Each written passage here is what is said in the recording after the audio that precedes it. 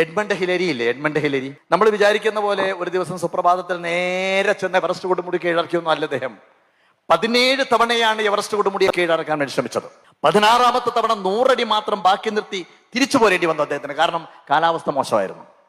പക്ഷെ അന്ന് വരെ ഏറ്റവും കൂടുതൽ ഉയരം കീഴടക്കിയ വ്യക്തി എന്നുള്ള രീതിയിൽ ഹിലരിക്ക് ബ്രിട്ടീഷ് ഗവൺമെന്റ് സ്വീകരണം കൊടുത്തു. ബ്രിട്ടനിലേക്ക് ഹിലരി ചെന്നു, വേദിയിൽ നിന്നു.